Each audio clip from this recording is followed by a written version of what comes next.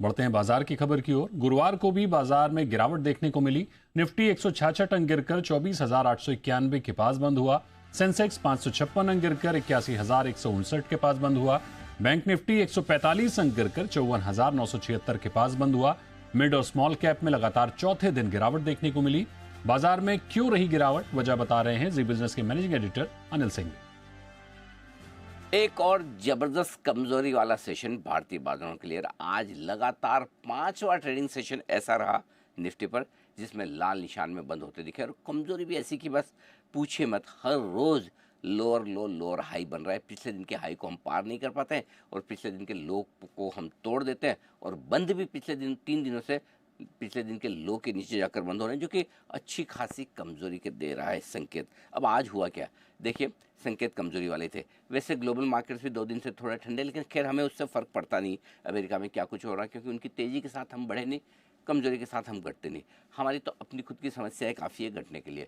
जैसे कि एफआईएस की बिकवाली फिर से बढ़ती हुई दिख रही है। लगातार तीसरा ट्रेडिंग सेशन है जब एफआईएस कैश मार्केट में 2 से 3 हज़ार करोड़ की रेंज में बिकवाली करते दिख रहे हैं, और आज भी वैसा ही मामला नजर आया। इसके अलावा घरेलू फंड की खरीदारी तो हुई, थोड़ा सा कल उन्होंने हाथ रोका है, लिया है 1200 करोड़ का, लेकिन एफआईएस की बिकवाली के मुकाबले में उनकी खरीदारी का आंकड़ा थोड़ा छोटा है 3500 करोड़ के सामने, और शायद ये थोड़ा सेंटीमेंट बिगाड़ने वाला था। इसके अलावा टेक्निकली बाजार कमजोर, क्योंकि पिछले 4 दिनों से कमजोर बंद हो रहे हैं, पिछले दिन के लो के नीचे बंद हो रहे हैं, लोअर लो लोअर हाई बना रहे हैं। तो ये सारे फैक्टर्स थे जिसने बाजार का मूड थोड़ा सा खराब रखा। और एक और इंटरेस्टिंग चीज़ हो रही है पिछले 5-6 दिनों से, वो ये कि जो ओपनिंग लेवल है बाजार का, रोज बाजार उसके नीचे जाकर बंद होता है। यानी कि सुबह 9:15 में तो आप मूड बना के आते हैं कि आज तेजी करेंगे या कम से कम इससे ज़्यादा नहीं गिरेंगे, तभी तो आप 9:15 पे खरीदते हैं। लेकिन 3:30 बजे पता चलता है कि उससे काफ़ी नीचे बंद हुए, और बिल्कुल एग्जैक्टली वही मूड माहौल आज भी दिखा।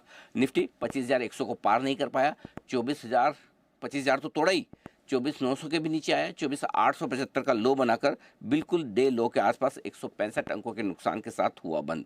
आइए बैंक निफ्टी, बीच में एक झलक इसने दिखाई थी कि मैं मजबूत होना चाहता हूं, थोड़ी कुछ करना चाहता हूं, तेजी की तरफ बढ़ना चाहता हूं।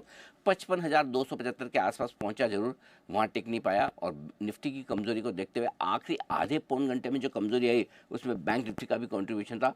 पूरी तेजी गंवा दी, दिन भर 55,000 को होल्ड किया था, आखिर में वो भी टूट गया और नीचे बंद हुआ 55,000 से थोड़ा सा नीचे 54,900 का लो बनाकर। आज पहली मंथली एक्सपायरी थी सेंसेक्स की जो गुरुवार को हुई, और किसी तरह की एक्सपायरी के दिन कोई शॉर्ट कवरिंग नहीं, कहीं कोई एक भी संकेत ऐसा ही नहीं कि नीचे के लेवल से या तो खरीदारी आए या लोग डरे कि आज मंथली एक्सपायरी के दिन शॉर्ट कट है। यानी कि प्रेशर बिकवाले का पूरा बरकरार, किसी को खरीदना नहीं है और जिसको बेचना है उसको तो बेचना ही है, और इसी वजह से ब्रॉडर मार्केट भी खराब।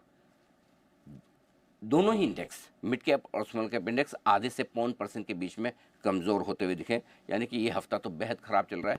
पिछले शुक्रवार से जो बिकवाली का प्रेशर शुरू हुआ है भारतीय बाजारों में, ये 5वां दिन था जब ज़बरदस्त नुकसान के साथ बाजार ने दी है क्लोजिंग। और आज बाजार की दिन भर की हलचल बता रही हैं हमारी सहयोगी जानवी। लगातार 5वें दिन देखें तो बाजार में काफी प्रेशर बनता हुआ दिखा है, चाहे निफ्टी हो बैंक निफ्टी हो, हमने देखा वहां पे प्रेशर है। हालांकि बैंक निफ्टी ने दिन के दौरान थोड़ी रिकवरी जरूर दिखाई थी, पॉजिटिव टेरिटरी में जरूर आया था, लेकिन उसके बाद वापस बड़ी गिरावट है। करीबन 170 अंकों की गिरावट के साथ बैंक निफ्टी क्लोज हुआ है। निफ्टी की बात करें तो निफ्टी भी 25,000 के नीचे फिसलता हुआ दिखा है। ब्रॉडर इंडिसीज में भी जो गिरावट है वो बढ़ती हुई दिखी। मिड कैप इंडेक्स करीबन 400 अंक टूट के क्लोज हुआ है, स्मॉल कैप इंडेक्स में 100 अंकों से ज्यादा की गिरावट थी। तो ओवरऑल देखें तो लगातार 5वें दिन यहाँ पर गिरावट बनती हुई दिखी। इंडिया विक्स में भी करीबन 3% का उछाल है, तो दर्शा रहा है कि बाजार में काफी बड़ी वोलेटिलिटी जो है ये बिल्डअप हो रही है। सेक्टरल परफॉर्मेंस की बात करें तो मेटल एक ऐसा इंडेक्स है जहां पे एक अच्छी तेजी बनी थी। इस कमजोर बाजार में भी 0.5% की तेजी इस इंडेक्स में थी। निफ्टी आईटी रियलिटी फार्मा में भी देखे तो यहाँ पर आज बिकवाली होती हुई दिखी। तीनों ही सेक्टर्स टॉप लूजिंग सेक्टर्स बनते हुए दिखे आज के लिए।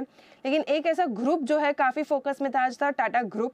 यहाँ के इनके स्टॉक्स में बड़ी बिकवाली हुई। टाटा मोटर्स निफ्टी का टॉप लूजर था, इनके लिए कुछ यूके से जेएलआर से लेके काफी चिंताएं बन रही है। उसके बाद यहाँ पर गिरावट थी। टीसीएस टाटा इन्वेस्टमेंट कॉर्पोरेशन में भी देखें तो गिरावट आती हुई दिख रही थी। लेकिन मेटल स्टॉक्स इस बीच देखें तो पूरे दिन अच्छी तरह से ट्रेड के। निफ्टी मेटल इंडेक्स 0.5% की तेजी में था दिन भर, क्लोज होते होते वो थोड़ा कूल ऑफ जरूर हुआ, लेकिन मेटल स्टॉक्स में एक अच्छी तेजी थी। हिंदुस्तान जिंक, हिंदुस्तान कॉपर, वेदांता, सभी जगह हमने देखा कि 3 से 6% की तेजी बनती हुई दिखी। लूजर्स में NTPC, doctor Reddy, Asian paint जैसे काउंटर्स है जहाँ पे 2% तक की गिरावट थी। गेनर्स में बात करें तो बीएल 2% की तेजी के साथ ये क्लोज हुआ है। स्टॉक्स एंड न्यूज़ में देखें तो आज की लिस्टिंग स्विस लिस्टिंग हुई, आई वैल्यू इन्फ्लो सॉल्यूशंस की 5% नीचे ये क्लोज हुआ है। एचएएल के लिए पॉजिटिव खबर आई थी, आज बड़ा ऑर्डर विन। फिनोटेक्स केमिकल्स के लिए भी पॉजिटिव खबर आती हुई दिखी। कुछ ब्रॉडर मार्केट के लूजर्स में प्राइकॉल, इडलवाइज, हेरिटेज फूड्स, यहाँ पर 5 से 4% के तक की गिरावट आती हुई दिखी। गेनर्स में नवीन फ्लोरिन 2.5% की तेजी यहाँ पर बनी। यूनिमेक एरोस्पेस 2% की तेजी के साथ क्लोज होते हुए दिखा। ओवरऑल देखें तो कुछ जरूर ऐसे पॉकेट्स थे जो आज तेजी में थे, लेकिन ओवरऑल बाजार में प्रेशर बनता हुआ दिखा था। शुक्रिया जानवी इस पूरी जानकारी के